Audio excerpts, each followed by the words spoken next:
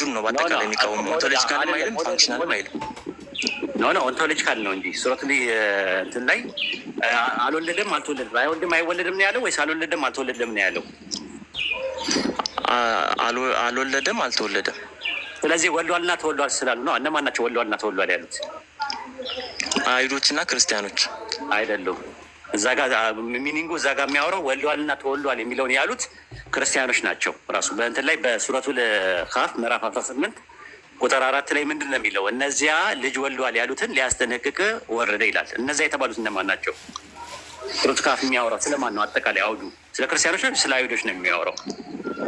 እነዚያ ወልዷል ያሉት ከሆነ እንግዲህ አይሁዶችና አይሁዶች አዛይል ነው ማን እንደሆነ የአላህ ልጅ ነው አሉ ይላል። አይደለም የተጻፈውን እኮ ነው የምልህ። አይሁዶች ሌላ ምዕራፍ ላይ ሊሆን ይችላል፣ ግን አዳምጥ እንጂ አንዳንዴ የሆነ ስትያዝ የሆነ የሚጨንቅ ነገር አለ። አይደለም እውነት አይደለም፣ እንድትሰማኝ ስለፈለግኩ ነው። ሱረቱ ካፍ ምዕራፍ 18 ላይ ነው ያለው። ሱረቱ ቶባ ምዕራፍ 9 ላይ ቁጥር 30 ላይ ያለውን እንነጋገራለን ከፈለግክ ማለት ነው። እኔ እሺ አቸኩል የሆነ የምትጋጭ ነው የሚመስለው። ትጋጫለህ። በቃ ተረጋጋ። ምንም ያቸኩል ነገር የለም። ጻፍ እንትን አንዳንድ ነገሮች የሚረሱ ከሆነ እንትን በላቸው። ጻፍ፣ ማስታወሻ ላይ ጻፍ። እሺ አሁን ምንድነው መሰለህ እንትንና አፍህና ጭንቅላት ሰርኩሌት ሲያደርግ እንትን እኩል አይሄድም ራሱ። ለዛ ነው አሁን በጣም እንትን ትላለህ፣ ትጨናነቃለህ። ተረጋጋ። ካልም ዳውን። ሱረቱ ካፍ ምዕራፍ 18 ቁጥር 4 ላይ ያለው ጥቅስ ላይ እነዛ ልጅ ወልደዋል የሚሉት እነማንን ነው? ወልደዋል የሚለው እዛ ጋር እረሱ ሙሉን ራሱ እነማንን ነው? እንጃ አላውቅም። ሱረቱ ካፍ ምዕራፍ 18 ለዛ እኮ ትቸኩላለህ። የምታውቀውን ነገር ብቻ ለማውራት ስለምትሞክር ትቸገራለህ ራሱ ማለት ነው። ማውቀውን እንድታስረዳኝ ወልዷል የሚለውን ነገር የተጠቀሙት ክርስቲያኖች ናቸው። ወልዷል የሚለውን የተጠቀሙት አይሁዶች አልተጠቀሙ። ተረጋጋ። እሺ ኧረ በለው ማለት በጣም ትቸኩላለህ። ስለምቸኩል እኮ ነው። አሁን እዛ ጋር የሚጠቀመው ቁርአን ላይ ወልዷል። የቱ ጋር ነው አይሁዶች ወልዷል ያሉት? አይሁዶች ይህን ክፍል አይሁዶች አዛይልን ነው አንዱን ወልደዋል አሉ። ክርስቲያኖች ደግሞ ኢሳን ወልደዋል አሉ። ከዛ አላህ አልወለደም አልተወለደም የሚል ክፍል አለ። ትቸኩላለህ፣ በጣም ትቸኩላለህ። አንብቤዋለሁ እኮ ለዛ ነው።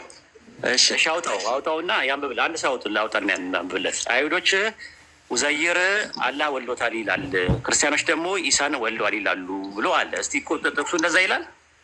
እንግዲህ እናንተ መጽሐፍ ነው እናንተ ናችሁ በደንብ የምታውቁት። አውጣውና እንትን በል አውጣው። ማውጣት አልችልም። እኔ አንብቤዋለሁ በደንብ እርግጠኛ ነኝ፣ ግን ማውጣት አልችልም። እርግጠኛ ነኝ ብሏል። አቤት ችኮላ ሲራክ፣ እንደው ችኮላ እንደው ማታውቀውን ነገር እንደው እንትን ባትል። እስቲ አንድ ሰው ያወጣለት። ኢብራሂም ትችላለህ ወይም ዛህራ? ሰላም አለይኩም። ኡዘይር የአላህ ልጅ ነው ይላሉ አይሁድ። ክርስቲያኖች ደግሞ አልመሲ የአላህ ልጅ ነው ይላሉ ነው የሚለው እንጂ ወልዷል ይላሉ ነገር አለው እኮ። የአላህ ልጅ ነው ይላሉ ማለት ወልዷል እያሉ አይደል? ወልዷል ይላሉ እያሉ አይደል? ልጅ ከተባለ የተወለደ አይደል? ወልዷል የሚል አለ ነው ያልከው አንተ። ወልዷል የሚል አለ ወይስ የለም ነው የጠየቁት? ወልዷል አይሁዶች ኡዘይር የአላህ ልጅ ነው አሉ ማለት እኮ አላህ ወልዷል እያሉ። ወልዷል የሚል አለ ነው ያልከው። ወልዷል የሚል አለ ወይስ የለም ነው? ወልዷል ይላሉ ነው። ወልዷል ይላሉ ግን ቃል በቃል ከሆነ እንደዛ ይላሉ ለማለት ፈልጌ ሳይሆን እንደወለደ ተናግረዋል ብለው ይላሉ ብሎ ቁርአን ተናግረዋል ነው። አይሁዶች እንደወለደ ወልዷል ይላሉ ወይ ነው የጠየቁ? ወልዷል ይላል ወይስ አይልም ነው ጥያቄ። ቃል በቃል የለም አይልም። ቃል በቃልም አይደለም ሜታፎሪካልም የለም። ራሱ አንተ ሜታፎሪካሊማ እኮ ኡዘይር የአላህ ልጅ ነው ካሉ እኮ አላህ ወልዶስ ነው ሳይወልደው ልጅ ሆኗል ብሎ ይላል። ከዛ በኋላ ደግሞ ኢሳን የአላህ ልጅ ነው ይላሉ ካለ በኋላ አልወለደም አልተወለደም ብሎ እንትናል። ሲራክ ይበቃል። ሲራክ በጣም ነው የታገስኩ። ወልዷል የሚል አለ አልክ። ወልዷል የሚል አለ ወይስ የለም ወይ? ይቅርታ ጠይቅ መጀመሪያ። ወልዷል የሚል የለም ተሳስቻለሁ በል። ቃል በቃል አላልኩማ ሲጀመር እኔ አልበቃ ወልዷል የሚል አለ ነው እንግዲህ ጥቅሱ ላይ ኡዘይር አላህ ወልዷል ይላሉ፣ ክርስቲያኖች አልመሲ አላህ ወልዷል ይላሉ ብለን ያልከው ይላል ብለን ያልከው። ከዛ ሊነበብ ሲል እኔ ልክ ሳነብልህ አይ እንደዛ አላልኩም ማለት ራሱ ይቅርታ ጠይቅ መጀመሪያ ህዝቡ። እኔ ወልዷል ይላሉ ብዬ ስል ቃል በቃል ወልዷል ይላሉ ያልክ ሳይሆን ልጅ አለው ይላሉ ጠይቅ። ለተናገርከው ነገር ይቅርታ ጠይቅ። አይ ምንም አላጠፋሁም አልጠይቅም። በቃ አመሰግናለሁ። ታችሁልና አዳም እሺ፣ ዘትሮስ ቀጥል። ኦኬ ቫይዶ ሱናን አቢ ዳውድ 47:18 ላይ man asked where is my father? ነው እንትኑን አሁን ማንበብ አይጠበቅብህም። ሀሳቡን ብቻ ንገረኝ። ሙስሊም አልነበረም የረሱል ላ ሰለም አባት ሙስሊም አልነበሩም የሚል ሀዲስ ላይ አለ ብለኛል። ንገረኝ፣ ምን ይላል? ንገረኝ ያነበብከውን። ያነበብኩት የሚለው ምንድን ነው? ነቢዩ ሙሐመድ የእሱ አባት ሙሐመድ ገሃነም እንዳለ ራሱ እንደተናገረ እሳት ውስጥ ያንተም የኔም አባት እሳት አለ። ሙስሊም አልነበረም የሚል አለ አሁን የጠቀስከው ጥቅስ ላይ። ሙስሊም ከሆነ ገሃነም ይገባል እንዴ? ነው አለ ወይ ነው የምልህ። ሙስሊም አልነበረም የሚል አለ ወይ የጠቀስከው ጥቅስ ላይ? መጀመሪያ አንተ ያልከው የነቢዩ መሐመድ አባት ሙስሊም አልነበሩ የሚል አለ አልክ።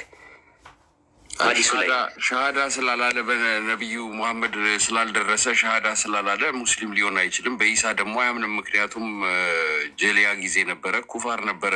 እሱን አይደለም የጠየቁት ጥያቄ። ሙስሊም አልነበረም ይላል ነው ያልከው አንተ። ይላል የሚለው አለ ወይ? ሙስሊም አልነበረም ይላል ወይ? ገሃነም እንደገባ ነው የሚለው እኮ። ታዲያ እሱ ሙስሊም አልነበረም ይላል ነው ያልከኝ ለእኔ ስጠይቀኝ። ስለዚህ የቱ ጋር ነው የሚለው አልኩ። ስንመጣ የለም ጥቅሱ ላይ እንደዛ የሚል አለ ወይስ የለም ነው ጥያቄው። አንተ አለ ብለህ ሙስሊም ላይሆን ይችላል ብዬ አሰብኩት። ሙስሊም ላይሆን ይችላል እኮ አንተ ስፔኩሌሽን ነው። እኔ የጠየቅኩ ጥያቄ አንተ ስትመጣ ያልከው የረሱል ላ ሰለም አባት አብደላህ የሚባለው ሙስሊም እንዳልነበረ ሀዲስ ይናገራል አልክ።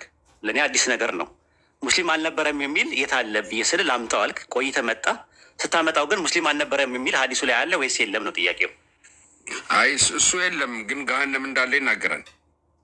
በቃ ከሌለ ታዲያ ጥያቄ ትክክል አይደለም። ጥያቄውን አስተካክለ የረሱል ላ ሰለም አባት አብደላ በእሳት ውስጥ እንዳሉ ተጠቅሷል በሀዲስ ላይ። አብደላ ሳናል ብለህ ነው መጠየቅ ያለበት። ጥያቄን አስተካክለው። በአንተ በሄድክበት ጥያቄ ነው መሰረት እየጠበቅኩ ያለሁት። ስቶሪ ይቅርታ። ስለዚህ እርማትህን ከወሰድክ ምንድን ነው የሚለው ሀዲሱ ላይ? አባቴ የት ነው ብሎ ረሱል ላ ሰለም ቆይ ልንገርህ፣ ሀዲሱን ስለማውቀው ነው። አባቴ የት ነው ብሎ ሲጠይቁት የአንተ አባት የኔም አባትም በእሳት ውስጥ ነው ያሉት ብለው አሉ አይደለ? አዎ። አሁን በእሳት ውስጥ ነበሩ ሲባል አባት የሚለው በቁርአን ውስጥ በምንድን ነው የተፈሰረው? አባት የሚለው ነገር በቁርአን ውስጥ ለምሳሌ አጎት አባት አይባልም። ሁለት አይነት አፈታት አለ። ሀዲሱን ያብራሩበትን ነው የምነግርህ። አንደኛው አጎት ራሱ አባት ይባላል። ለምሳሌ እስማኤል ለያዕቆብ ምኑ ነው? አጎቱ ነው። ግን አባቴ ብሎታል። ታስታውስ እንደሆነ አላለውም በቁርአን ውስጥ አለ። አላውቀውም። እስማኤል ቁርአን ላይ ሱረቱ በቀራ ምዕራፍ 2 ላይ ሲናገር ምን አለ? የአባቶቼ የአብርሃም የይስሐቅ የእስማኤልን አምላክ ነው ማመልከዋል። እስማኤልን አባቴ ብሎታል። ስለዚህ የረሱል ላ ሰለም አጎት የነበረው የካደው የነበረ አጎት ነበራቸው።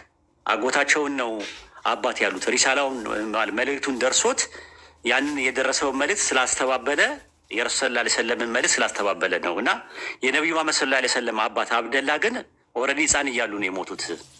ወይም ደግሞ እርጉዝ ሆና ነው አሚና እርጉዝ ሆና ነው የሞቱት። ስለዚህ መልእክቱ እስከ አልደረሳቸውም እሳቸውን አያመለክትም ብለው የፈቱ አሉ። ይሄ አንደኛው አፈታት ነው።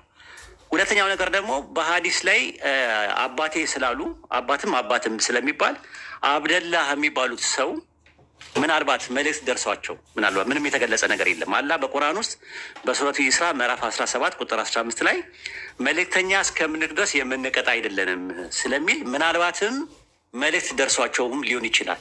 ለምሳሌ መካ ውስጥ የነበሩ መልእክት የደረሳቸው ኢቦናይት የሚባሉ ግሩፖች ነበሩ። ምናልባት የምታውቃቸው ከሆነ አላውቅም። ወረቃ የሚባል ሰው ታውቃለህ?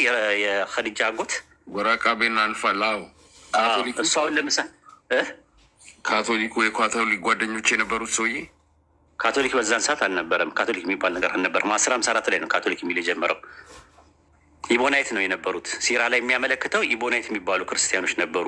ኢቦናይት የሚባሉ እና ምናልባትም አሁን ስላልተገለጸ እንጂ ምናልባትም መልእክት ደርሶት ሊሆን ይችላል። ሪሳላም ደርሶት ሊሆን ይችላል። የኢሳም መልእክት ሊደርሶት ሊሆን ይችላል። ምናልባት ከዛ አንጻር ነው። ወይ ደግሞ ከዛም ወጥቶ ወይ ለንግድ በሚወጡበት ሰዓት ላይ ምናልባትም የአይሁድ ወይም ደግሞ የክርስቲያኖች የሆነ መልእክት ደርሶት ሊሆን ይችላል። አላህ ግን የነገረን በቁርአን ውስጥ መልእክተኛ እስከምንልክ ድረስ የምንቀጣ አይደለንም ስላለ መልእክተኛ ተልኮ መልእክቱን እስካልሰማ ድረስ አይቀጣም። ስለዚህ በሰዓት ውስጥ ነው አለ ሲባል የሚቀጣበት ምክንያት የአብደላ የሚባለው የሚቀጣበት ምክንያት ምንድን ነው? መልእክት ደርሶት ሊሆን ይችላል የሚል አስቀምጧል። ሁለት ነገር ነው። ምክንያቱም በግልጽ የተቀመጠ ነገር የለም። በምን ምክንያት እሳት ውስጥ እንዳለ በሀዲስ ላይ ምንም የተገለጸበት ነገር የለም እና ማብራሪያውን ዑለማዎች ሲሰጡት በሁለት መልኩ ነው። ይህን ይመስላል።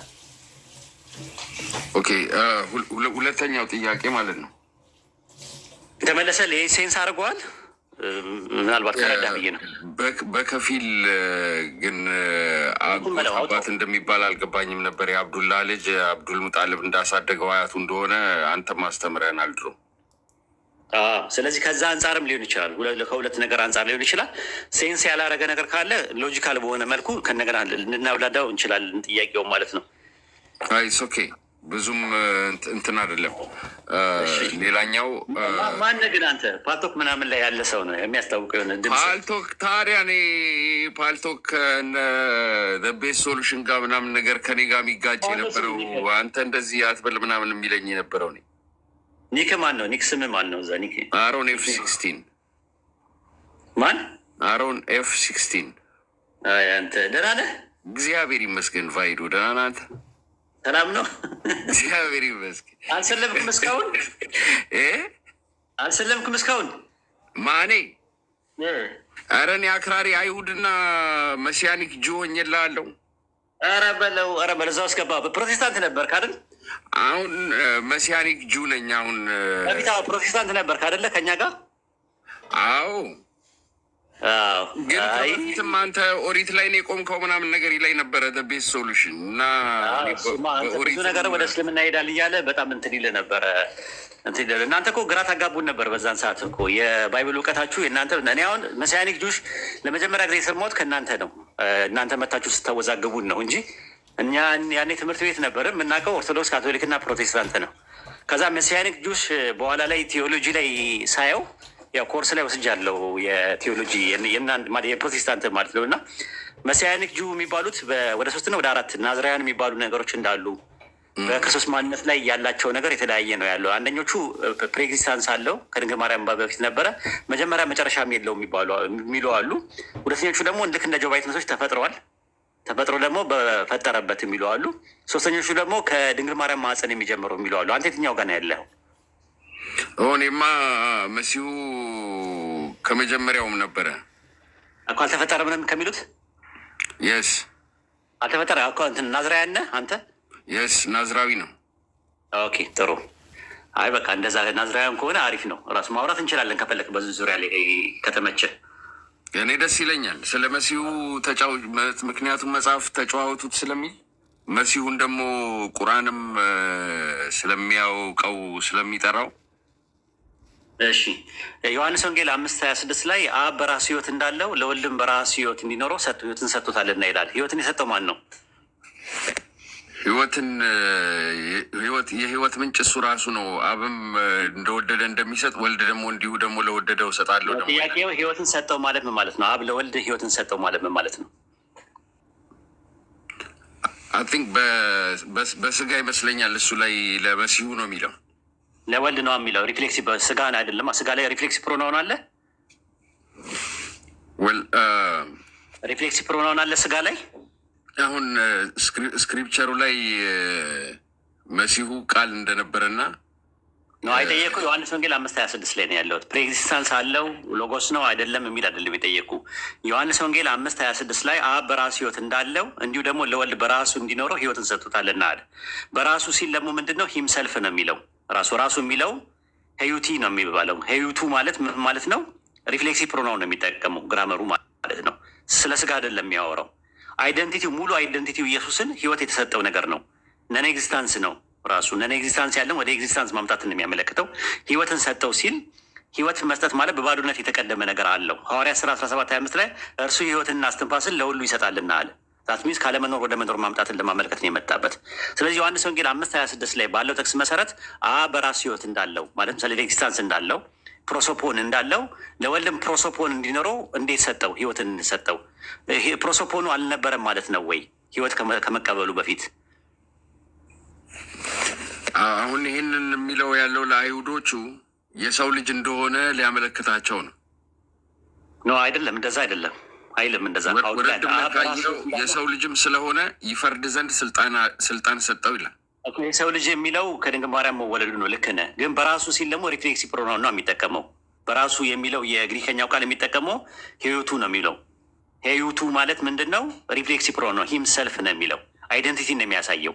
ስለዚህ ኦንቶሎጂካልና ሜታፊዚካሊ የነበረውን ወደ ሜታፊዚካልና ኦንቶሎጂካሊ ለማምጣት የተጠቀመበት ቃል ህይወትን ሰጠው ይላል። ስለዚህ ህይወት ከሌለው በባዶነት የተቀደመ ነው። ህይወት አልባ ነበረ። ህይወት አልባ የነበረውን ወደ ኤግዚስተንስ ያመጣው ሜታፊዚካልና ኦንቶሎጂካል ነው ወይስ አይደለም ያመጣው? አሁን ህይወት የሚለው ህይወትን በእርሱ ነበረች ይላል። እሱ የዓለም ብርሃን ነው ይላል። እሱ ይለናል። አሁን ዮሐንስ አንዳንድ ላይ ሎጎስ ስለ ሎጎስ የሚያወራው ነገር ምንድን ነው ብዬ አልጠየቅኩም። ህይወት በእርሱ ዘንድ ነበረች አለ እንጂ ለዛ ጋር በእርሱ የሚለው እርሱ የሚለው በእርሱ ህይወት ነበረች። ስለዚህ እሱ ህይወት የሚሰጠው አልጠየኩም። እሱ እኮ አልጠየኩም። እሱ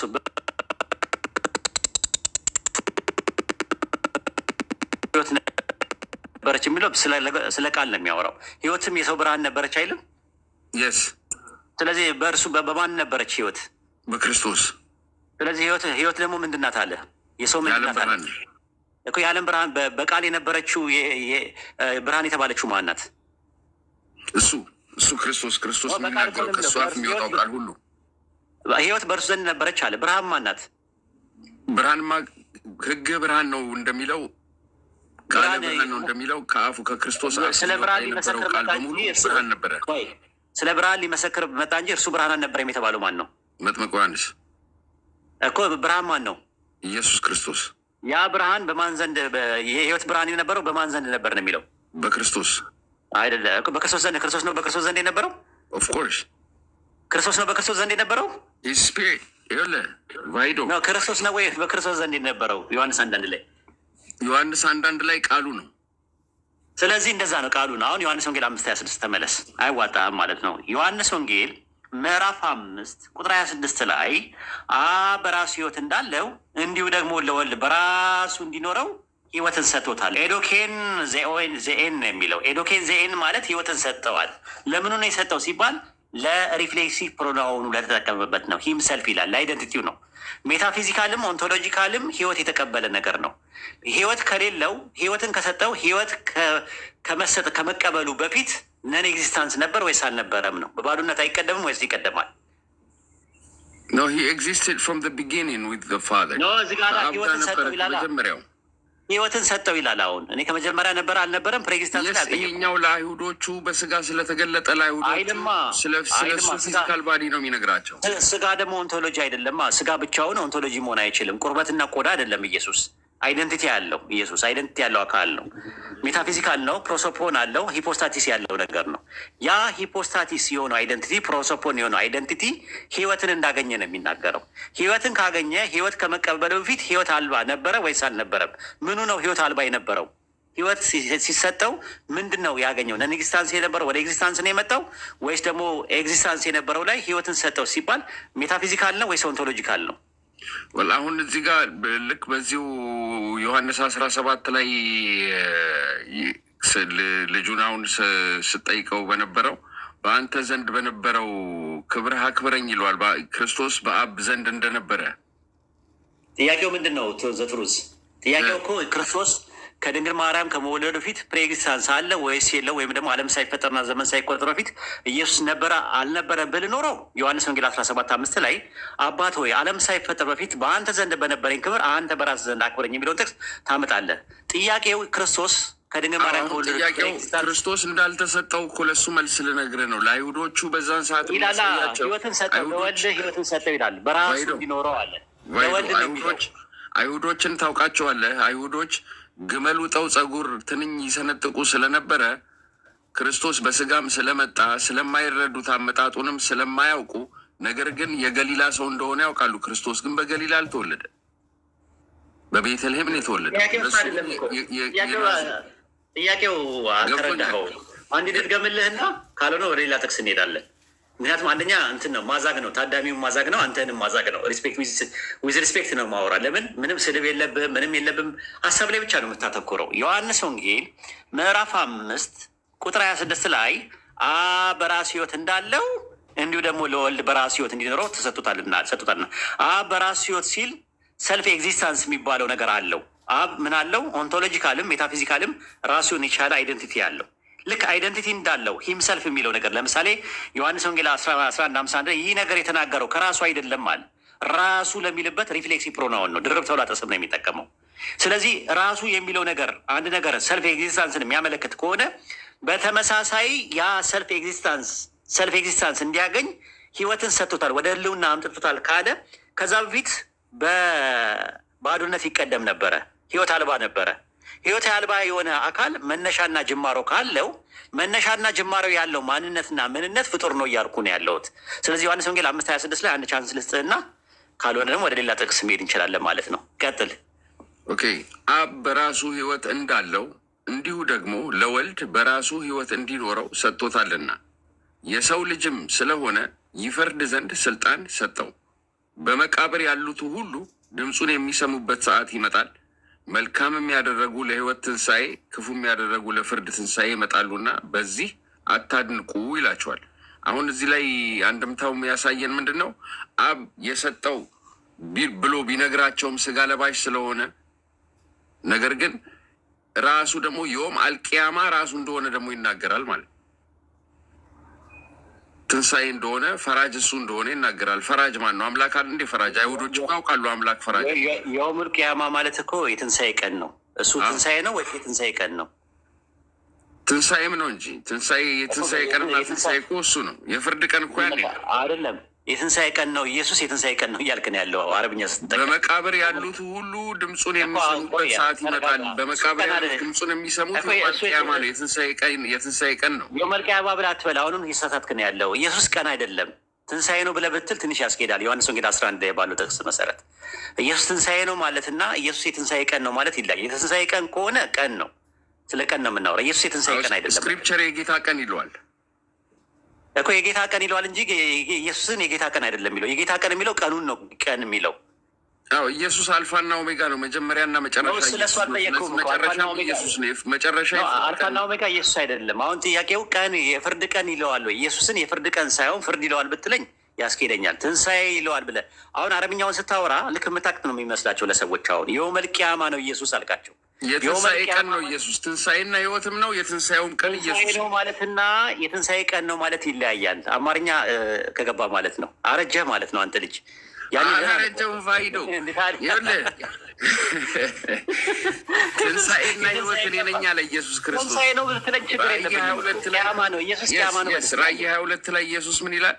አልፋና ኦሜጋ እኔ ነኝ አለ። መጀመሪያ አልፋው ነው፣ ኦሜጋው ደግሞ መጨረሻ ነው። የመጨረሻ ቀን አልገባህም? ኢየሱስ በዮሐንስ ወንጌል 11 ላይ ትንሣኤና ህይወት እኔ ነኝ አይልም ይላል። ትንሣኤ ለሚለው የአረብኛው ቃል ምንድን ነው? የውሙል ቂያማ ነው ወይስ ቂያማ ነው? ትንሣኤ የሚለውማ ቂያማ ነው። በቃ ኢየሱስ ቂያማ ነው በለ ወደፊቱ። እሺ ኖ የውሙል ቂያማ ነው ያልኩበት እኮ በፐርፐዝ ነው። ኦሜጋ ስለሆነ መጨረሻ ስለሆነ የመጨረሻው ቀን እኮ ነው። የውሙል ቂያማ ማለት የቂያማው ቀን ነው፣ የፍርድ ቀን ነው። ኦኬ አሁን ምን እናደርጋለን መሰለህ? ምክንያቱም የተለያየ ቦታ ላይ እየዘለልክ ስለሆነ አንድ በአንድ እንሄዳለን ማለት ነው። ይሄኛው መጀመሪያ እንጨርሰው። ዮሐንስ ወንጌል 5:26 ላይ የሰው ልጅም ስለሆነ ይፈርድ ዘንድ ስልጣን ሰጠው ነው የሚለው እንጂ ህይወትን ሰጠው አይልም። ህይወትን የሰጠው የሰው ልጅ ስለሆነ አይደለም። የሰጠው ምንድን ነው? ፍርድን ይፈርድ ዘንድ ስልጣን ሰጠው ነው የሚለው። ማቴዎስ ወንጌል ምዕራፍ 28 ቁጥር 18 ላይም ስልጣን ሁሉ ለእኔ ተሰጠኝ ነው የሚለው። ስልጣን የትኛውም ስልጣን ለኢየሱስ ተሰጥቶታል። አሁን ዮሐንስ ወንጌል 5:26 ላይ ግን ስለ ስልጣን አይደለም የሚያወራው ያለው ስለ ሪፍሌክሲቭ ፕሮናውን ነው፣ ስለ አይደንቲቲ ነው እያወራ ያለው። ሜታፊዚካልም ኦንቶሎጂካልም ኢየሱስ የተሰጠው ነገር አለ። ምንድን ነው የተሰጠው? ህይወት የሚባል ነገር ተሰጥቶታል። ላይፍ የሚባል ነገር ተሰጥቶታል። ላይፍ ከመሰጠቱ በፊት ህይወት አልባ ነበረ፣ በባዶነት የተቀደመ ነበረ። ጅማሮና መነሻ ያለው ነገር ነው። አሁን ወደ ዮሐንስ ወንጌል 17:5 ላይ መሄድ እንችላለን። ዮሐንስ ወንጌል 17:5 ላይ ዓለም ሳይፈጠር በፊት በአንተ ዘንድ በነበረኝ ክብር አንተ በራስህ ዘንድ አክብረኝ ሲል የሚያወራው ስለ ክብር ነው ወይ ስለ ፕሪ ኤግዚስተንስ ነው እያወራ ያለው? ስለ ፕሪ ኤግዚስተንሱም ስለ ክብሩም ክብር ነው የሚለው። በአንተ ዘንድ በነበረኝ ክብር። አሁን ለምሳሌ እኔ አባቴ እኔ ከመወለዴ በፊት ከመፈጠሬ በፊት ከ10 ዓመት በፊት ብር አስቀመጠልኝ። ለማን ነው? ልጅ ወደፊት ከወለድኩኝ ያስፈልገዋል ብሎ ብር አስቀመጠልኝ። ከዛ ካስቀመጠ በኋላ ልክ ከተወለድኩኝ በኋላ ሳድግ ይኸውልህ የሚገርም ነገር ለአንተ ብር አስቀምጬ ነበረ ብሎ ቢነግረኝ አባቴ ሆይ ከመፈጠሬ በፊት ከመወለዴ በፊት ከጥንት ጀምሮ ባስቀመጥክልኝ ብር ቤት ስራልኝ ብዬ ብለው እኔ ነኝ የነበርኩት ወይስ ብሩ ነው የነበረው? አንተ ነኝ የነበርከው። እኔ ነኝ የነበርኩት። እኔ ከመፈጠሬ በፊት እኮ ነው በነበረኝ ብር ብዬ ብናገር በነበረኝ ብር ካልክ አሚን ሀው ኩድ ዩ ሃቭ ከመፈጠረ በፊት እንዴት ብር ይኖራል? ኖ ለእኔ አባቴ ነው ያቀደው። አባቴ አቅዶ ገንዘብ አስቀመጠ። ወደፊት ልጅ ከወለድኩኝ ብሎ ከማግባቱ ከ10 ዓመት በፊት አቅዶ እንትን አደረገ። ያገባው በማን ነው? ከማግባቱ በፊት ማለት የ20 ዓመት ልጅ ሆኖ ገንዘብ ነበረው 1 ሚሊዮን ብር ነበረው ልበልህ። ኦኬ አባቴ ላንተ ብሎ ገንዘብ አስቀመጠና ከ10 ዓመት በኋላ ደግሞ 30 ዓመቱ ሲሞላው ወለደኝ እኔን። ከዛ ልክ 40 ዓመት ሲሞላው እኔ የ20 ዓመት ልጅ ሆንኩኝና ከዛ በኋላ በዛ በ20 ዓመት ላይ ጠየቅኩት ጥያቄ ገንዘብ አስቀምጬልን ነበር ምናምን ብሎ ስለነገረኝ አባት ሆይ ከመፈጠሬ ከጥንት ጀምሮ ወይም ደግሞ የዛሬ 40 ዓመት ባስቀመጥክልኝ ብር ቤት ስራልኝ ብዬ ብናገር እኔ ነበርኩኝ ወይስ ብሩ ነበር የነበረው? ብሩ ነበረ። እኔ ነበርኩኝ? አልነበርክም። ዮሐንስ ወንጌል 17:5 ላይ ያለው እንደዛ ነው። ዓለም ሳይፈጠር በፊት በአንተ ዘንድ በነበረኝ ክብር አንተ በራስህ ዘንድ አክብረኝ ብሎ ሲናገር ስለ ክብር ነው የሚያወራው። ተመሳሳይ ግራመር አንድ ልስጥህና ሀሳብ ትሰጥበታለህ። የኤፌሶን ምዕራፍ 1:4 ላይ ጳውሎስ ምን አለ? ዓለም ሳይፈጠር በፊት ይላል። ዓለም ሳይፈጠር በፊት በክርስቶስ ኢየሱስ ነውር የሌለብን እንሆን ዘንድ በክርስቶስ ኢየሱስ መረጠን አለ። የነበረው ምርጫው ነው ወይስ የተመረጡት አካላት ነበሩ? ዓለም ሳይፈጠር በክርስቶስ መረጠን ሲል ዓለም ሳይፈጠር እኛም በክርስቶስ ነበርን ማለት ነው። ነበርን ማለት ነው።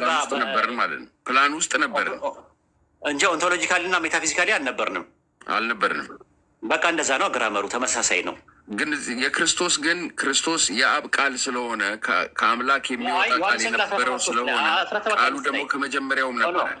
እሱ ዮሐንስ ወንጌል 1:1 ላይ እንሄዳለን ከፈለክ። እኔ ጠየኩ ያለሁት ዮሐንስ ወንጌል 17:5 ላይ ባለው ጥቅስ መሰረት የነበረው ክብሩ ነው የነበረው ዓለም ሳይፈጠር በፊት በአንተ ዘንድ በነበረኝ ክብር ሲል የነበረው ክብር ኢየሱስ ክርስቶስን የሚያከብርበት ክብር ዓለም ሳይፈጠር ዘመን ሳይቆጥር በፊት ነበረ። እንኳን እሱ ያከበረበት ክብር አይደለም፣ አማኞችን የመረጠበት ምርጫው ዓለም ሳይፈጠርና ዘመን ሳይቆጥር በፊት ነበረ።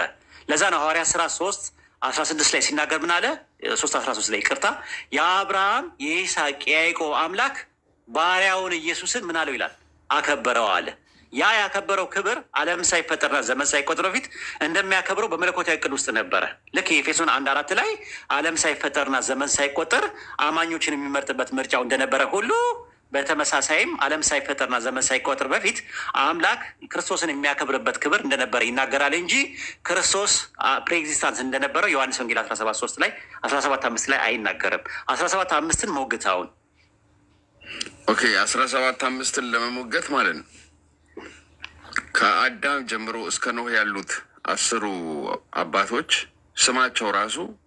ስማቸው ሚኒንጉ ይሄ አምላክ ይሄ ብለስድ ጋድ እንደሚወርድ ይናገራል ማለት ነው። ትሄዳለህ፣ ሌላ ቦታ ትሄዳለህ። ዮሐንስ ወንጌል 17:5 ጨርስን መጣልህ ነው። አሁን መጣልህ ነው። አሁን እሱ ኤግዚስት እንደሚያደርግ ማለት ነው። አሁንም አባት ወይ ዓለም ሳይፈጠር ዘንድ በነበረኝ ክብር አንተ በራስህ ዘንድ አክብረኝ ሲል ጥሩ እየሄድን ያለ ነው። 17:5ን የሚያሳይ ግራማቲካል ሴቲንግ እና አፕሎት አምጣ። ኮንቴክስቹዋል አፕሮች፣ ቴክስቹዋል አፕሮች፣ ግራማቲካል አፕሮች እና የተጠቀምኩበት ሄርሜኔቲካል አፕሮች ነው የተጠቀምኩት። አንተም ልክ በተመሳሳይ ዮሐንስ ወንጌል 17:5ን ግራማቲካሊ ኤፌሶን 1:4 ላይ አምጥቼ ይልሃለሁ። ክብሩን የነበረው ብዬም ኤግዛምፕልም ሰጥቻለሁ። ናምና አናሎጂካሊ የሆኑ እንትኖች ማለት ነው። አንተም ዮሐንስ 17:5ን ጨርስና ከፈለክ ሌላ ጥቅስ ላይ መሄድ ትችላለህ። ቆላስይስ 1:15-17 ላይ ስለ ክብር ነው የሚያወራው። ዓለም ሳይፈጠር በፊት የነበረው ዓለም ሳይፈጠር በነበረኝ በአንተ ዘንድ በነበረኝ ክብር ነው የሚለው። ስለ እሱ ነው የሚያወራው። እርሱም የማይታይ አምላክ ምሳሌ ነው። ሌላ ጥቅስ ላይ ነው እየሄድክ ያለው፣ ግን እየሄድክ ያለው ሌላ ጥቅስ ላይ ነው። ስለዚህ አሁን ለታዳሚ ልተው ልተውልህ ለማድረግ ለምን ዮሐንስ 17:5 ላይ ያለው ዓለም ሳይፈጠር በፊት በአንተ ዘንድ በነበረኝ ክብር የሚለውን አላብራራኸውም፣ አልነካውም። ራሱ አንተ ራስህ ለክርስቶስ ፕሬኤግዚስተንስ ያመጣል ብለህ ስትል ዓለም ሳይፈጠርና ዘመን ሳይቆጠር በፊት በአንተ ዘንድ በነበረኝ ክብር ሲል የነበረው ክብር እንጂ እሱ መሆኑን አያሳይም ብያለሁ። ለምን ምርጫ 17:5 ላብራራው እኮ 17:5 ላይ ያለውን ግራማቲካሊ ሴቲንግ እና እንደገና ደግሞ ሊንጉስቲካል በሆነ አፕሮች ኮንቴክስቹዋል በሆነ አፕሮች ና ነው ያልኩ። 17:5ን አልዳሰስከውም። ቆላስይስ 1:15 ላይ ገብተሃል። ቆላስይስ 1:15 ላይ እንሂድ። በቃ ስለዚህ ዮሐንስ ወንጌል 17:5 ላይ ስለ ፕሪኤግዚስተንስ አይደለም የሚያወራው። ታዳሚ ተመልከት ነው አይደለም አላስረዳህም። እዛ ጋ ቆላስይስ 1:15 ላይ ግባ። ግባና አብራራ እዛ ጋ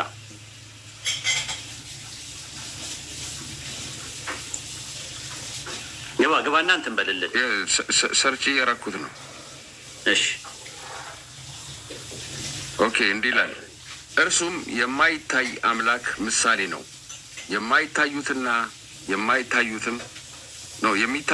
የማይታዩትም ዙፋናት ቢሆኑ ወይም ጌትነት ወይም አለቅነት ወይም ስልጣናት በሰማይና በምድር ያሉት ሁሉ በእርሱ ተፈጥረዋልና ከፍጥረት ሁሉ በፊት በኩር ነው። ሁሉ በእርሱና ለእርሱ ተፈጥሯል ይላል። አሁን ይሄ እርሱ የሚለው ኢየሱስ ክርስቶስ የአምላክ ምሳሌ እንደሆነ ይነግረናል። ዮሐንስ 17:5 ላይም ከተመለሰ ይህንኑ ነው የሚያብራራው።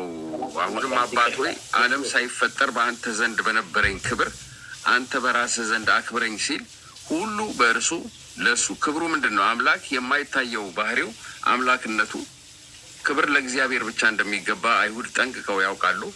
የክብር ንጉሥ እግዚአብሔር ነው። እናንተ መኳንንቶች ደጆችን ክፈቱ፣ የክብርም ንጉሥ ይግባ። ይህ የክብር ንጉሥ ማን ነው ሲል እግዚአብሔር ነው። ብርቱና ኃያል እግዚአብሔር ነው፣ በሰልፍም ኃያል ነው የሚለው የክብር ንጉሥ እግዚአብሔር ነው። ክብር ያለው እግዚአብሔር ነው። የከበረ እግዚአብሔር ነው በስክሪፕቸር ማለት ነው። ለአይሁዶችም የከበረ እግዚአብሔር ነው። አሁንም ኢየሱስ ይሄንኑ ነው የሚለው። አሁንም አባት ወይ ዓለም ሳይፈጠር በአንተ ዘንድ በነበረኝ ክብር አንተ በራስህ ዘንድ አክብረኝ ሲል አንድ ቦታ ላይ እንጨርስ። ቆላስይስ 1:15 ላይ አብራራልኝ። ይህንን ፕሬኤግዚስታንስ ያሳያል ብለህ ያስቀመጥክበትን ነገር ሊየው በኃይለ ቃል ታሳይ። ቆላስይስ 1:15 ላይ አሳይ። እርሱም ይላል ክርስቶስን ማለት ነው የማይታይ አምላክ ምሳሌ ነው አለ። የትኛው ኃይለ ቃል ነው ፕሬኤግዚስታንስ አለው ብለህ ያልክበት? አምላክ አልገባኝ። የአምላክ ምሳሌ ነው። አምላክ ቆላስይስ 1:15 ላይ እርሱ የማይታየው አምላክ መልክና የፍጥረት በኩር ነው ይላል። ግሪከኛው እንግሊዝኛው ብትመለከተው ምንድን ነው የሚለው? ሁይዝ ይላል ዘ ኢሜጅ ኦፍ ዘ ኢንቪዚብል ጋድ ኤንድ ምንድን ነው ፈርስት ቦርን ኦፍ ክሬሽን ነው የሚለው።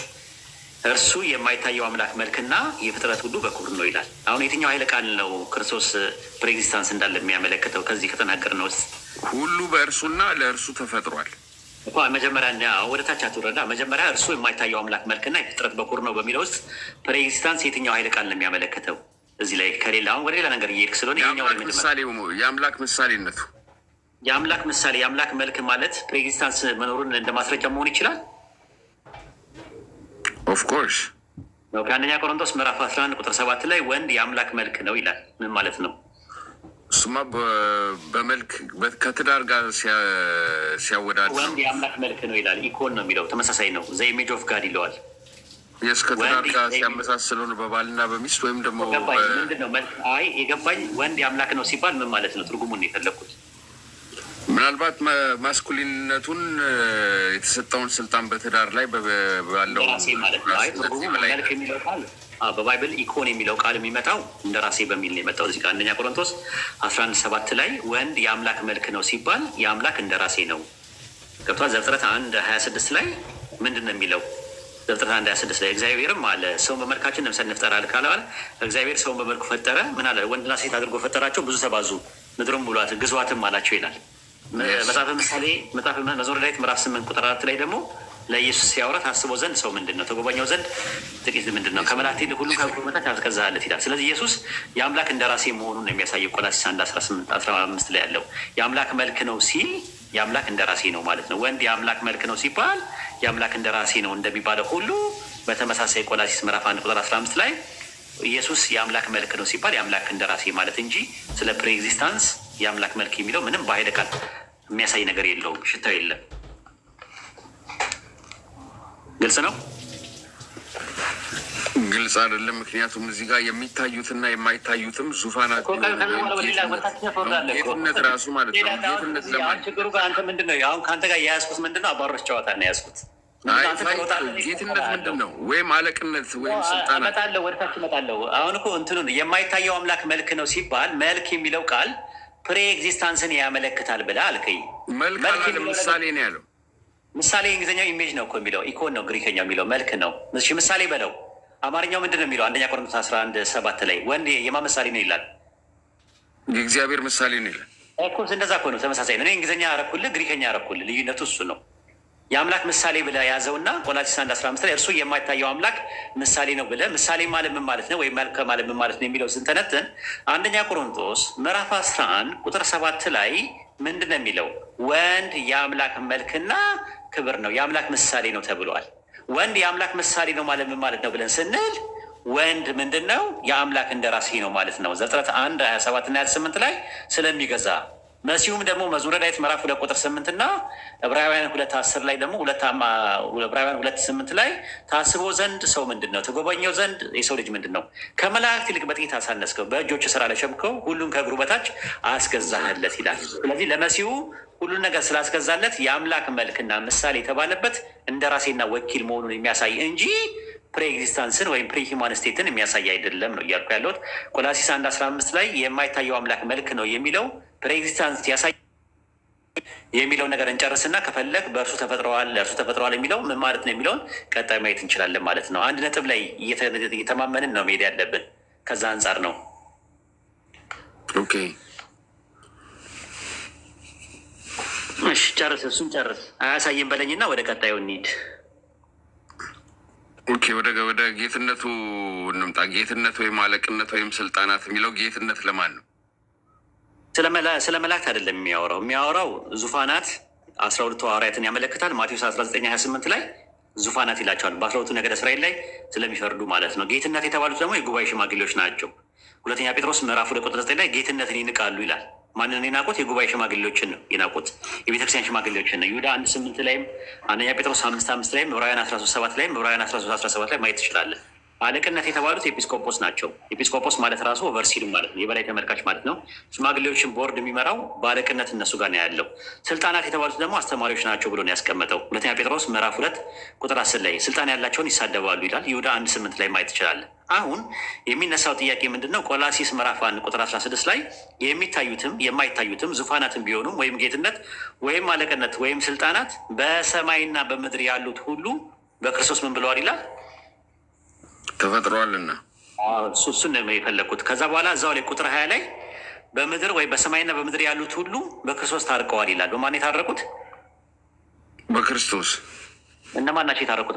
በሰማያት ያሉት እነማን ናቸው የታረቁት? በምድር ላይ ያሉት እነማን ናቸው? በሰማይ ላይ እነ አብርሃም፣ እነ ይስሐቅ፣ እነ ያዕቆብ፣ እነ ሄኖክ፣ እነ መላሊኤል፣ እነ አዳም። መላእክትን ያካትታል ያ ነገር ወይስ ኤክሰፕሽናል ነው? ሁሉ የሚለው ቃል መላእክትን አያካትትም። መላእክትን ፀሐይና ጨረቃን ከዋክብትን ያካትታል? አያካትትም። እሺ፣ በምድር ላይ ሲባል ሚነራልን፣ ፕላንትን፣ አኒማልን ያመለክታል ያካትታል ወይስ እርቁን የተቀበሉት ብቻ? የሰው ልጆችን ብቻ እኮ እርቁን የተቀበሉት ነው ወይስ ሁሉም የሰው ዘር ነው በአጠቃላይ የሚታረቀው? በክርስቶስ ኢየሱስ ስለ ዓለም ኃጢአት በመስቀል ላይ መሞቱን ያመኑ እንደዛ ያንን ከያዝከው ቆላስይስ የሚያምኑ ጥሩ። ቆላስይስ 1:16 ላይ በሰማይና በምድር ያሉ በእርሱ ተፈጥረዋል የሚለው በእርሱ ታርቀዋል በሚለው ኢንተርቼንጅ ሆነው መጣሉ። ሁለተኛ ቆሮንቶስ ምዕራፍ 5 ቁጥር 17 ላይ ማንም ቢሆን በክርስቶስ አዲስ ፍጥረት ነው አለ። አሮጌው ነገር አልፏል፣ ሁሉ አዲስ ሆኗል አለ። ሁሉ ነገር አዲስ የሆነው ምንድን ነው? ያመነው ነው አዲስ የሚሆነው ወይስ አጠቃላይ ኢንታይርሊ ዩኒቨርሱ ነው አዲስ የሆነው? የታደሰው ያመነው ነው፣ በመንፈሳዊ ነው ያመነው ነው። ስለዚህ በሰማይና በምድር ያሉት እነዛ የታረቁት ሰዎች በክርስቶስ ኢየሱስ አዲስ ፍጥረት መሆናቸውን ነው የሚያሳየው እንጂ አጠቃላይ ስለ ዘፍጥረት 1:1 ላይ ያለው ፍጥረት አይደለም የሚያወራው። አውዱን በደንብ ብትመለከተው ችግር የለብኝም። በአውዱ አንተ የተረዳህን ያልከራከረን ፋይዶ በሰማይና በምድር ያሉት ሁሉ በእርሱ ተፈጥሯልና የሚለውንስ በምን ታየዋለህ? እኮ እሱን ነገርኩ እኮ አብራራውልህ። በሰማይና በምድር ያሉት ሁሉ አዲስ ፍጥረት ሆነዋል በክርስቶስ ኢየሱስ። የሆኑት መቼ ነው? አዲስ ፍጥረት አይደለም የሚለው ተፈጥረዋልና በእርሱ ተፈጥረዋል ይላል እኮ፣ በእርሱም ታርቀዋል ይላል እኮ እዛው ላይ። በሰማይና በምድር ያሉት ሁሉ በእርሱም ታርቀዋል ይላል። እንዴት ታየዋለህ? ቆላስይስ 1:20 ላይ እዛው ላይ አውዱ ላይ በሰማይና በምድር ያሉ ሁሉ ታርቀዋል፣ ያሉ ሁሉ ነው የሚለው። ስለዚህ ሁሉም ማለት ጨረቃም፣ ፀሐይም፣ ከዋክብትም መላእክትንም ያካትታል። ስለ አያካትትም አልከኝ። በምድር ሲል ሚነራልን፣ ፕላንትን፣ አኒማልን፣ ሂማን ቢንግን አጠቃላይ ሁሉም ታርቀዋል አልታረቁም? እዚህ ጋር ግን ስለ እርቅ አይደለም የሚያወራው ቫይዶ። በሰማይና በምድር ያሉት ሁሉ በእርሱ ተፈጥረዋልና ሲል በሰማይና በምድር ያሉት ሁሉ ታርቀዋል ይላል። ያሉት ሁሉ ታርቀዋል የሚለውን እንዴት ላድርገው? በሰማይና በምድር ያሉት ሁሉ ገባኝ። አሁን ቅድም እንደምታደርገው እንደነበረው አሁን መቼስ 1.7 ፒፕል አለ። ነገር ለምንድን ነው ሪላቲቭ ያደረከው አንተ 20 ላይ? እኔ ሪላቲቭ አላደረኩትም ላለመከራከር ነው። ስለዚህ ሁሉም ታርቀዋል ማለት ነው። አክሰፕት ያደረኩት ግን በሰማይና በምድር ያሉት ሁሉ በእርሱ ተፈጥረዋልና ካለ ስለ ፈጣሪነቱ ነው የሚናገረው። አይደለም ነው የምልህ። ለምን 20 ላይ ያለው ላይ በምድር ወይም በሰማያት ያሉ ሁሉ ይላል? ኧረ ወደ 20 አንሄድም። አሁን ቅድም እኮ አንዷን ቨርስ ቃል በቃል እየሄድንበት ነበር። አሁን ቃል በቃል እየመጣንበት ነው። በሰማይና በምድር ያሉት የሚለው ነው እያብራራ ያለሁት። መጀመሪያ በሰማይና በምድር ያሉት ሲል ምን ማለት ነው የሚለውን እያብራራ ነው ያለው። በእርሱ ተፈጥረዋል። አሁን በሰማይ ምን አለ? በሰማይና በምድር ያሉት የሚለው እነማንን ነው? በሰማይ መላእክት አሉ፣ ፀሐይ፣ ጨረቃ፣ ኮከብ አለ። ስለዚህ በሰማይና በምድር ያሉት ሁሉ ታርቀዋል ሲል ፀሐይን፣ ጨረቃን፣ ኮከብን ያካትታል። በእርሱ ተፈጥረዋልና በእርሱ ታርቀዋልም ይላል። ተፈጥረዋል ብቻ አይደለም የሚለው ታርቀዋልም ነው የሚለው። የታረቁትንማ ተነጋገርንበት እኮ ለምን እነሱ ላይ ኤክሰፕሽን አላደረግም? ሁሉም ነው የሚለው። በሰማይና በምድር ያሉት ሁሉ ነው የሚለው። ስለዚህ ሁሉም ሲል መላእክትን ለምን አያካትቱም? ለምን አልከኝ? አንተ ታርቀዋል ብለህ ስለተረዳኸው ልከራከረ ስላልፈለግኩ ነው። እዚህ ጋር ስለ አምላክነት ነው የምናገር። የአምላክ ምሳሌ ማለት አምላክ ምን ምሳሌ ያለው? በፈጣሪነት ምሳሌ እየተናገረ ነው ያለው። እዚህ ጋር አውዱ ስለ ሰው የሚናገር ያለው ስለ ፍጥረት የሚናገር ያለው ቫይዶ።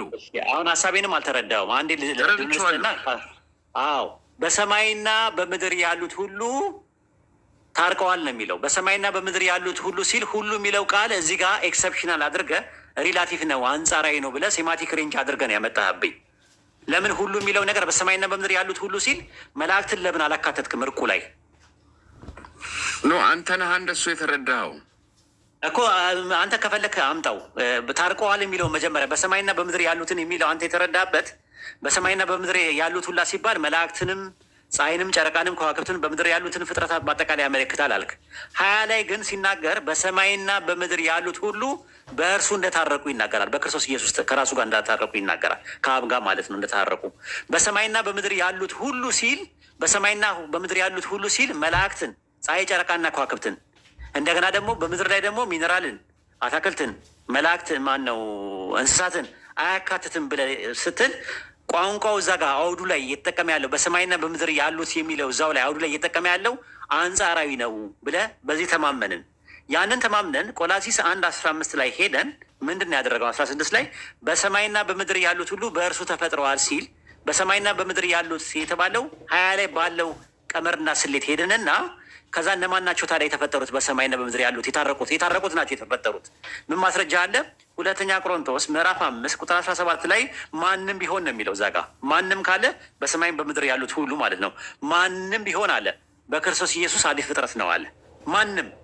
ስለዚህ አዲስ ፍጥረት የሆነው አጠቃላይ ዩኒቨርሱ ኢንተርሊ ዩኒቨርሱ አይደለም። አዲስ ፍጥረት የሆነው ግን ማንም ብሎ ስላለ በቃ ማንነት ያለው ነገር ሁሉ መላእክት ማንነት አላቸው። ኦኬ ጥሩ። ማንም ስለተባለ የሰው ዘር በአጠቃላይ እንዳለ የሰው ዘር በአጠቃላይ እነ ሰይጣናት፣ ጂኒዎችም ምንም ሁሉም በአዲስ ፍጥረት ነው ወይ ማለት ነው ብዬ ብጠይቅህ አይ አይደለም። ማንም ሲል ለተቀበለው ነው አዲስ ፍጥረት የሆነው ነው። ቆላሲስ ምዕራፍ 1:15 ላይ እሱ ስታየው እርሱ የማይታየው አምላክና የፍጥረት ምንድን ነው ይላል? በኩር ነው ይላል። ምን ማለት ነው የፍጥረት በኩር ማለት? ምን ማለት ነው የፍጥረት በኩር? የፍጥረት በኩር ማለት ምን ማለት? የትኛው ፍጥረት በኩር ነው? ኢየሱስ ከፍጥረት ሁሉ በፊት በኩር ነው ይላል። በፊት የሚለው የለም እንግሊዝኛው ላይ። አይ እንግሊዝኛው ላይ ግሪከኛው ላይ ይኸው በፊት የሚለውን አማርኛ ላይ የተጨመረው። በነገራችን ላይ እስቲ እንግሊዝኛውን አውጣና ይኸው በፊት የሚል ነገር አለ፣ ቢፎር የሚል ነገር አለው። እስቲ አውጣው። ቆላሲስ 1:15 ላይ አውጣው። Who is the image of the invisible God, the firstborn of every creature? እዚህ ላይ ኤቭሪ ክሬሽን ነው የሚለው። እዛ ላይ ቢፎር የሚል ነገር አለ እንግሊዝኛ ላይ አሁን ያነበብኩ ላይ። በቃ ስለዚህ የለውም። አየህ እሱ የፍጥረት በኩር ነው።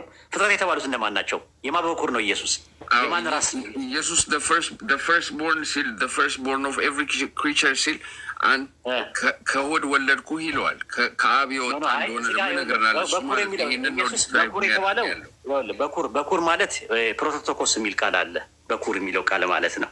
ፕሮቶቶኮስ የሚለው እንትን ላይ ማነው? ሮሜ ምዕራፍ 8:28 ላይ ልጁ አለ በብዙ ወንድሞች መካከል በኩር ነው፣ እግዚአብሔር የልጁን መልክ እንዲመስሉ አስቀድሞ ወስኗልና። የወሰናቸው እነዚህ ጠራቸው፣ የጠራቸውን አጸደቃቸው፣ ያጸደቃቸውን አከበራቸው እያለ ይናገራል። ስለዚህ የወንድሞቹ ፍጥረት የተባሉት አዲስ ፍጥረት የእሱ የአዲስ ፍጥረት በኩር ነው። ኢየሱስ የፍጥረት ሁሉ በኩር ነው ሲል እንደዛ ነው። ቆላስይስ 3:10 ላይ ምንድን ነው የሚለው?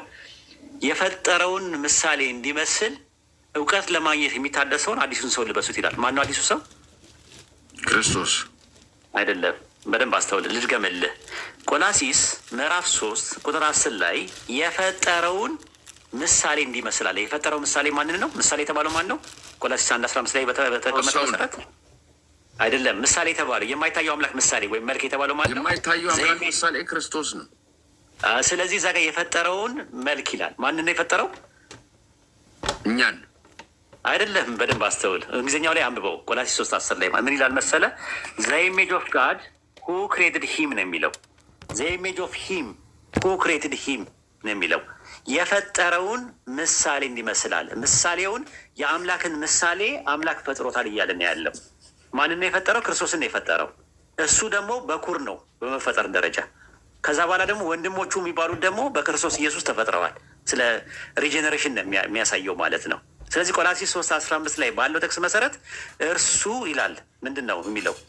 የፈጠረውን መልክ እንዲመስል እውቀትን ለማግኘት የሚታደሰውን አዲሱን ሰው ልበሱት አለ። ሰው አዲስ ፍጥረትና አዲስ ሰው የሚሆነው በክርስቶስ ኢየሱስ ነው አለ። ክርስቶስ ኢየሱስ ደግሞ ምንድን ነው አለ? የፈጠረው ምሳሌ ነው ብሎ ያስቀመጠው። ምን ያለው ትሩዚ የምን ያለው ነው የሚለው? የፈጠረውን ሰው ምሳሌ የፈጠረው ምሳሌ ይላል። የፈጠረው ምሳሌ ማንን ነው? ላውድ ሳይ ሰውን ነው፣ ሰውን አይደለም የሚያወራ። የፈጠረው ምሳሌ እንዲመስል አለ። የሚመስለው ማን ነው? አዲስ ፍጥረት ነው። አዲስ ፍጥረት ማንን ይመስላል? ወልድን ይመስላል። ወልድ ደግሞ ምንድን ነው አለ? የፈጠረውን ምሳሌ እንዲመስል አለ። ወልድ እኮ ራሱ እኮ ነው ሁሉን የፈጠረው። ቫይዶ ለምን ነው የፈጠረውን ይላል? የፈጠረውን ምሳሌ ይላል። ምሳሌ የተባለው ማን ነው ስለ ክርስቶስ ነው አልከኝ። ክርስቶስን የፈጠረው ታዲያ ማን ነው? እዛ ጋ ቆላስይስ 3:10 ላይ ባለው ጥቅስ መሰረት በክርስቶስ ምሳሌ ፈጠረን ስለሚል ነው የፈጠረው ራሱ አይደለም። እንደዛ አይደለም። የፈጠረውን ምሳሌ ነው የሚለው። የፈጠረውን ምሳሌ ምንድን ነው የሚለው? ዘ ኢሜጅ ኦፍ ሂም ሁ ክሬትድ ሂም ነው የሚለው። ዘ ኢሜጅ ኦፍ ሂም ይብላል። ሂም የሚለው ማንን ነው የሚያመለክተው? ይህም የሚያመለክተው ሎርድ ጋድን አይደለም፣ ጋድን ነው የሚያመለክተው። ዘ ኢሜጅ ኦፍ ሂም ሲል ዘ ኢሜጅ የተባለው ማን ነው? ወልድ ነው። ሂም የተባለው ደግሞ እንትን ነው። ሁ ክሬትድ ሂም ይላል። ማን ነው ሂም የሚለው? ኦብጀክቲቭ ፕሮናውን ነው።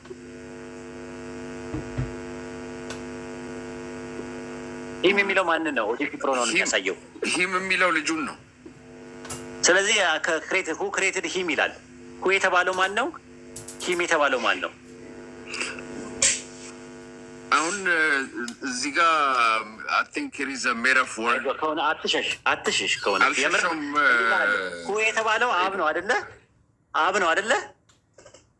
የስ ዘፋዘር ክሬትድ ሂም የሚለው ማንን ነው? እሺ አብ ብለህ እንትን በለው። ዘፋዘር ክሬትድ ሂም ማንን የፈጠረው? ፍሌሽ አይቶ ችግር የለም። ዘፍሌሽ ብለህ ታይም። አንተ ደግሞ ዛሬ የሚለው ነገር እምቅድመ ዓለም ነው ካልከኝ ማስረጃ ማምጣት ይጠበቅብሃል። ዛሬ ወለድኩ ይላል። ወለድኩ የሚለው ነገር ምን ማለት ነው? ትርጉሙ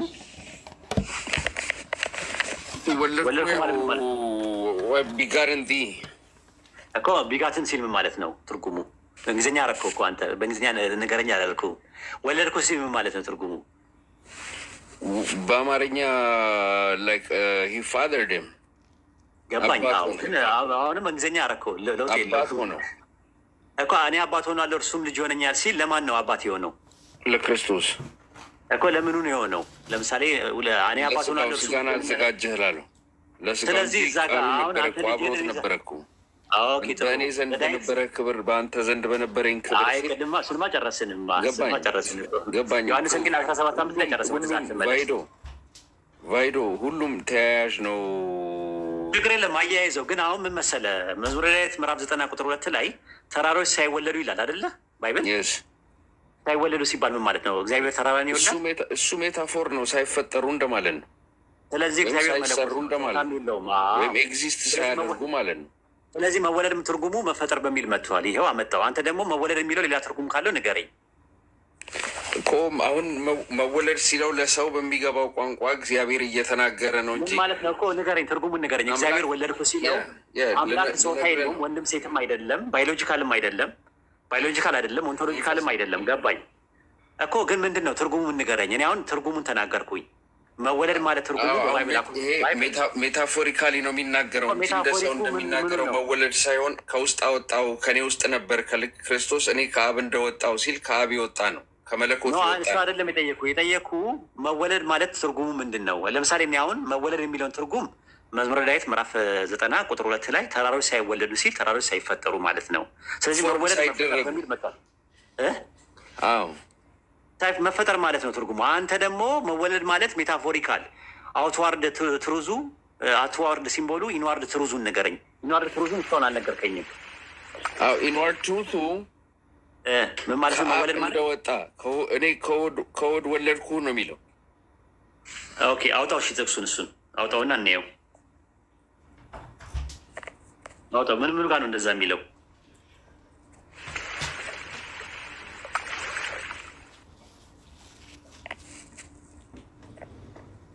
ምን ላይ ነው እንደዛ የሚለው? ምን ላይ ነው እንደዛ የሚለው? እኔ ከወድ ወለድኩ የሚለው ሚሰርች ቲንክ መዝሙር ላይ ነው። መዝሙር 110 ቁጥር 3 ላይ ነው የሚለው። ሆድ የሚለው የማንን ሆድ ነው የሚያወራው? ከውስጡ ነው። ሜታፎሪካሊ ነው። ሰው ከሆድ ስለሚወለድ አምላክ ደግሞ ለእኛ እንዲገባን አድርጎ ሜታፎሪካሊ እየተናገረን ነው። እግዚአብሔር መንፈስ ነው፣ ሆድ የለውም፣ አካል የለውም። አይ ሆድ የሚለው ማፀን ነው የሚለው እንግሊዝኛው። ግሪከኛው ማፀን ነው የሚለው። ከማፀን ወለድኩ ያው ሰው ማርያምን ነው የሚያመለክተው። ከማርያም ማፀን እንደወለደው ነው የሚያሳየው አይደል? እንደ ጥቅሱ እኮ ከማፀን ወለድኩ የሚለው ድንግል ማርያም ማፀን ነው።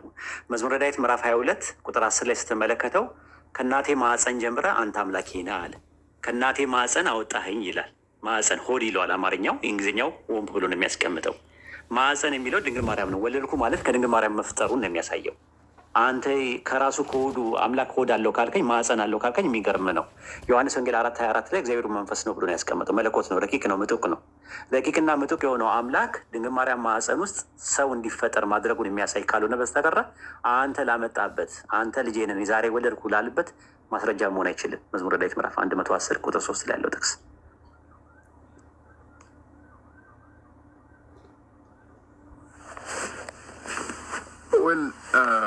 አሮን ነው እንዴት ብዬ እንደማስረዳ ቫይዶ ግን እግዚአብሔር ለእኛ ስለ ሰዎች እንድንረዳ ብሎ በእኛ ሌቭል ስለተናገረ በዛ መንገድ በእኛ በቀጥታ ተርጉመ ነው እንዲህ ነው ማለት ነው ልንለው አንችልም። ምክንያቱም የእነሱ የአይሁድ ዘይቤ አለ፣ የእኛ ደግሞ የአበሾች ዘይቤ አለ። በእነሱ በተጻፈልን ደግሞ በአይሁዶች በጻፉልን ደግሞ አንተ ልጄ ነህ እኔ ዛሬ ወለድኩ ካለው በመንፈሳዊውም በስጋዊውም ከሱ ከራሱ እንደወጣ ያንን ስጋ እሱ እንዳዘጋጀ ስጋ ከሆነ በኋላም ክርስቶስ ኢየሱስ ይሄ የምነግራችሁ ቃል ከራሴ አይደለም ሲል ስለ ስጋው እንደሆነ በእኔ የሚኖረው አብ እርሱ ስራውን ይሰራል እያለ ስለ መንፈሱ ሊያይቶ እንደሚናገርን ትረዳዋለህ ብዬ አስተውላለሁ። ግን ማጠቃለያ እንስራበት ወይስ መቀጠል ትፈልጋለህ? መቀጠል ከፈለግ ሌሎችም ወንድሞች አሉ፣ መቀጠል ትችላለህ። እኔ መውጣት አለብኝ። የማጠቃለያ መስራት ትፈልጋለህ ወይስ መቀጠል ነው የምትፈልገው? እኔ ማለት ጥሩ ውይይት ነው ያደረግነው፣ ግን እስካሁን ድረስ ባመጣነው ነገር አንደኛ የተነጋገርን ያለው ነው ዮሐንስ ወንጌል 5:26 ላይ ነበር የነበረው። ዮሐንስ ወንጌል 5:26 ላይ ያለውን ማሳጨር ስከር ዮሐንስ ወንጌል 17:5 ላይ መጣ። ዮሐንስ ወንጌል 17:5 ላይ ደግሞ እዛ ላይ ደግሞ እንትን ስትል ቆላስይስ 1:15 መጣ። ቆላስይስ 1:15 ላይ እንትን ሲል ዕብራውያን 1:5 ላይ መጣ። ዕብራውያን 1:5 ላይ ደግሞ እንትን ሲል መዝሙረ ዳዊት ምዕራፍ 110 ቁጥር 3 ላይ መጣ። በእያንዳንዱ እየተከተልኩኝ ነው የያዝኩት። ምንድን ነው የያዝኩት? ውይይት ሳይሆን የያዝኩት አባሮች ጨዋታ ነው የያዝኩት። ይቅርታ አድርግልኝ። አንድ ነጥብ ላይ ፖይንት አድርጎ አርጊመንትን ቢልድ ማድረግ አልቻልክም። ስለዚህ አባሮች ጨዋታ ነው የተጫወትኩት ዛሬ ማለት ነው። ያን ያደረግኩት ምንድን ነው? ዊዝ ሪስፔክት ነው። አውት ኦፍ ሪስፔክት ስለማታወራኝ በጣም ተረጋግተህ ነው የምታወራው። ስለምንተዋወቅ ከዚህ በፊትም ከዛ አንጻር ብዬ እንጂ እንደዚህ አላወራም። በቃ አንድ ነጥብ ላይ አወራለሁ፣ ካልፈለክ መቆም ትችላለህ ማለት ትችል ነበር። ሳየው ግን ደርባባ ሆንክብኝ። ቀበኛም ቃተኛም ሞገደኛም አይደለህም። እንዴ ብዬ ልጨክን አንተ ላይ ደግሞ አንገቴም አልቻለም። ደግሞ መሬት ላይ አይነት ደግሞ ድሮ ተወቃችን ነው። አንድ ቀን መቼስ ወደ እውነት ሁሉንም ያመጣል። እውነት ደግሞ ኢየሱስ ነው፣ አይዋሽም። እሺ ይሁንልህ። ዱዓ አድርግ በራስ እምነት ማለት ነው። ኢንሻላህ እኛም ዱዓ እናደርግልሃለን። ለማንኛውም አጠቃላይ ስራበት ወይ ተባረኩ እኛ ጋር ኦልሞስት ሊነጋ ነው። 5 o'clock ሆነ ሳልተኛ ሰራውዬን የመጣሁት በጣም ደካክሞኛል። በቃ እንደዛ ከሆነ ማጠቃላይ ስራበት የነበረን እንትን ጭምቅ አድርገውና ማጠቃላይ ስራበት። የነበረንን ጭምቅ ለማድረግ አንተ እንደውም ሪሰርችም እንድታደርግበት የምፈልገው ነገር አሮ ነው። ከዚህ በፊት ቼክ አድርገው አጃጀመ 3 ደቂቃ ውሰድና ተረጋግተህ ደስ ያለን ነገር ለህዝቡ መልዕክት አስተላልፍ። ማጠቃለያ ስራበት። ስለ ክርስቶስ የምትነግረን ነገር ካለ የሆነ ሰበክ አድርገን ትንሽ 1-3 ደቂቃ ውሰድ። በጣም ደስ ይለኛል። ያው ውሰድ። እንደ ደቂቃ ያዙለት ዛሩ ወይም ደግሞ ሌሎቻችሁ። እሺ ክርስቶስ በስክሪፕቸር ላይ የሰው ልጅ ነው ብሎ ራሱን ይጠራል። ግን ለምንድን ነው እንደዛ የሆነው ብለን ካሰብን እኛ ሰዎች ኃጢአትን ስለሰራን እግዚአብሔር ደግሞ ኃጢአትን ስለሚቀጣ የኃጢአት ደሞዝ ሞት ስለሆነ ከዚህ ፍሬ አትብላ ከበላህ ትሞታለህ ስላለው የተናገረውን ቃል የአምላክ ቃል ደግሞ ስለማይቀየር ሁሉም ኃጢአት ስለሰራ የእግዚአብሔር ክብር ስለጎደለበት ኢየሱስ ክርስቶስ ሰው ሊሆን ግድ ነበር፣ ለኃጢአት ዋጋ ለመክፈል ለኃጢአት ደሞዝ ሊከፍል። ምክንያቱም አምላክ ቃሉን ስለማይቀይር እና ይሄ ክርስቶስ በኦሪትም ተጽፏል። በግብፅ እስራኤላውያን በባርነት በነበሩበት ሰዓት ሲወጡ በኩሮቻቸውን ስለመታ የግብፃውያንን ሁሉ በኩር ሲለው እዛ ላይ በኩር ነው ሲለው በኃጢአት ምክንያት በኩርን ስለቀጣ ነው። ስለዚህ ደም አድርገው የበግ ደም መቃኑንና ጉበኑን የቀቡት ሁሉ በኩራቸውን መልአኩ ሊመታ አልገባም። ስለዚህ ከዛ ከግብፅ ሲወጡ የቂጣ በዓልና ፋሲካውን ታደርጋላችሁ ይላቸዋል። በሌዋውያን በኦሪት ጊዜ በግ የሚያርዱ የነበሩት ለአብርሃም የተሰጠው አብርሃም አረፋ የሚታረደው በእናንተ አብርሃም በጉን እግዚአብሔር ያዘጋጃል አለ። በአዲስ ኪዳን የእግዚአብሔር በግ ይለዋል ክርስቶስ ኢየሱስን። በሌዋውያን ደግሞ ፋሲካውን ያደርጉ ነበር። ይሄ ሁሉ ለኃጢአት ስሬት ለኃጢአት ማስተሰሪያ የሚፈስ ደም ነበረ ማለት። ኦሪት ዘሌዋውያን ምዕራፍ 17-11 ላይ ከደሙ የተነሳ ያስተሰርያል ይላል እና ይህንን ስርዓት ያደርጉ የቆዩት ሞግዚት ሆኖ የጠበቀው ስርዓቱ ሌዋውያን የሚያቀርቡት የነበረው ደም መስዋዕት ክርስቶስ ኢየሱስ ስለ ሰዎች ልጆች ሁሉ ኃጢአት ለአንዴና ለመጨረሻ ጊዜ ለዘላለም በመስቀል ላይ ጠረቀው ይላል እና ክርስቶስ ኢየሱስ በመስቀል ላይ የሞተልን የኃጢአት ዋጋ ሆኖ ቤዛ ሆኖ ዋስ ሆኖልን ሊያድንን ጠበቃ ሊሆንን ነው እና በዚህ በእግዚአብሔር ልጅ በኢየሱስ ክርስቶስ ያመነ ሁሉ ይድናል አለ። ዋስትና ሰጠን ማለት እና በጣም ተባረኩ። እወዳችኋለሁ። አላቪው በፍቅር ነው የምናገረው። ቫይዶንም በጣም ሪስፔክት አለኝ። በፊት ክርስቲያን እያለ ያስተምረኝ ነበረ። አስተማሪያችን ነበረ። የክርስትናውን አስተማሪ ነበረ። ሙስሊሞች እና አፈቅራችኋለሁ። እኔ የእውነት በጌታ ፍቅር አፈቅራችኋለሁ። ተባረኩ። እዚህ ሩም ያላችሁት ሁላችሁንም ደግሞ ወደ ጌታ ኢየሱስ ክርስቶስ እንድትመጡ በፍቅር ጋብዛችኋለሁ። መልካም ቀን። ቴንኪዩ ስለሰጠኝ። ምንም ችግር የለውም። እኔም ማጠቃለያ ልስራበትና እኔም እወጣለሁ ማለት ነው እና የተነሳው አርዕስት ምንድን ነው? ቤታችን ገብቶ ስለ መሲሁ መነጋገር እንችላለን አለ። መሲሁ ፍጡር ነው ወይስ አይደለም ነው? እሱን እንትን ነው የአይሁዳዊ ክርስቲያኖች ናቸው። አይሁዳውያን ክርስቲያኖች ደግሞ በ3 ይከፈላሉ።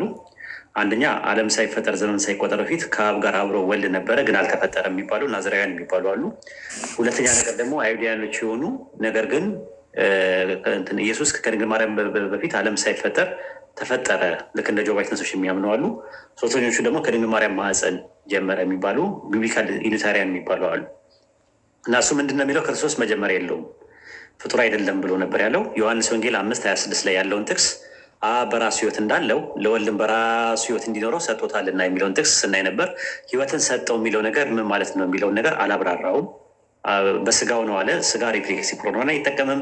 እዛ ጋር በራሱ ነው የሚለው። ራሱ የሚለው ሂምሰልፍ ነው የሚለው ሪፍሌክሲቭ ፕሮኖን ነው የሚጠቀመው የሚል ነው። ያን ሳቀርብለት ዮሐንስ ወንጌል 17:5 ላይ ገባ። ዮሐንስ ወንጌል ምዕራፍ 17:5 ላይ ዓለም ሳይፈጠር በፊት